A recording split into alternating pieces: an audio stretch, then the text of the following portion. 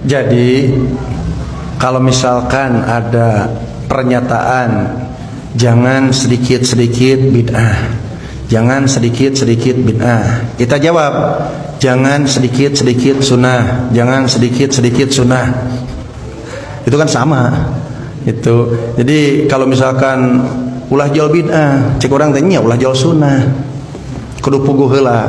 Jadi kalau memang sudah jelas itu bid'ah, jangan tidak dikatakan bid'ah. Kalau itu memang sudah jelas sunnah, kenapa kita tidak mau mengatakan itu sebuah sunnah? Jadi justru harus berani. Nabi itu diutus justru untuk memberikan penjelasan dan perbedaan. Nabi diutus itu adalah untuk membedakan.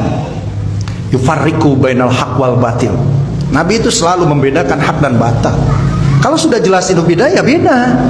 Kalau itu sudah jelas sunnah, ya katakan sunnah. Kenapa tidak berani untuk mengatakan seperti itu? Kalau itu sudah jelas.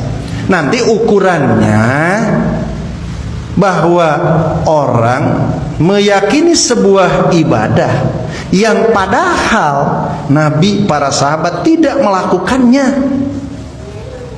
rek disebut naon, lamun lain bid'ah. Orang melakukan satu keyakinan ibadah padahal Nabi, para sahabat tidak melakukannya, mau disebut apa? Sebuah ibadah yang memang jelas-jelas Nabi melakukannya, para sahabat melakukannya, itu adalah sebuah sunnah. Lantas muncul pertanyaan, apakah ada bid'ah yang baik? Nah, di situ perlu paham apa bid'ah. Apa bid'ah? Bid'ah itu adalah dari bada'a. Dalam Quran ada istilah badi'us samawah. Kenapa Allah menggunakan kalimat badi'us samawah? Artinya Allah menciptakan sesuatu yang sebelumnya tidak ada. Bid'ah melakukan satu keyakinan itu dipandang ibadah padahal memang tidak ada tuntunannya. Tidak ada tuntunannya. Kalau pernyataan Umar bin Khattab, dia pernah mengatakan nikmal bid'atu hadza, sebaik-baik bid'ah itu ini, maka itu kalimat yang diungkapkan oleh Umar bukan sesuatu yang tidak ada, tapi itu peraturan yang sudah ada di zaman Nabi. Kaitan dengan apa? Tarawih diberjamaahkeun. Tarawih itu sudah ada di zaman Nabi.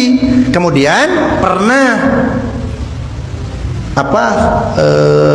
mati, pernah tidak dijalankan, kemudian dihidupkan kembali. Maka Umar mengatakan ini sebaik-baik peraturan. Kenapa? Dia mengatakan, nah kalimatnya kaitan bukan mengada-adakan, tapi ini menghidupkan yang ada, gitu. Dan di dalam bahasa itu memang ada kata yang sama tapi maknanya beda. Ibu bapak pernah dengar dalam bahasa Sunda kata-kata pajeng? Pajeng. Pajeng. Ini pajeng. Ini bisa pajeng itu artinya payung, bisa pajeng artinya laku. Tergantung nanti korina. Ketika ada hujan, bu saya nambut pajeng, bu nambut pajeng, pasti si ibu teh ngarti, oh nambut pajeng hujan berarti payung. Aya oge misalkan kumaha bu icalan teh pajeng, naon tah maksudna? Dagang payu eta mah. Nah kita juga harus tahu kalau menggunakan kata-kata bid'ah ke nu mana, kalau mengada-adakan pasti dolalah. Tapi kalau semacam kata-kata Umar yang dia bukan kaitan dengan mengada-adakan, tapi Umar menyebutkan bahwa ini sudah ada di zaman Nabi, tarawih berjamaah. Kemudian para sahabat tidak melakukan lagi lantaran takut dipandang wajib. Kemudian dihidupkan kembali, dia menggunakan kata-kata nikmal bid'atu hadza gitu. Jadi kudu paham nu anu dimaksud.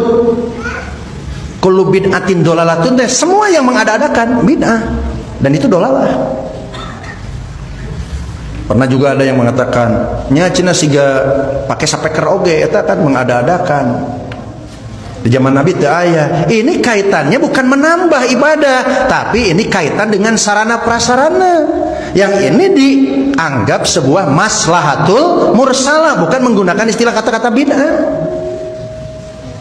Pengeras suara ini kan tidak menambah. Kalau misalkan saya dalam sholat kemudian ditambah dari yang dilakukan oleh Nabi, jelas bid'ah. Tapi kalau saya dalam sholat kemudian pakai pengeras suara, baca Fatihahnya, baca suratnya, ini supaya terdengar kan, tengah rombah, karena nilai-nilai ibadahnya hanya supaya justru memberikan kemaslahatan kan. Kuduna dijaharkan kan, lamun teu pakai mic misalkan terdengar oleh sap yang di belakang, maka pakai pengeras suara supaya terdengar, itu kan lebih maslahat.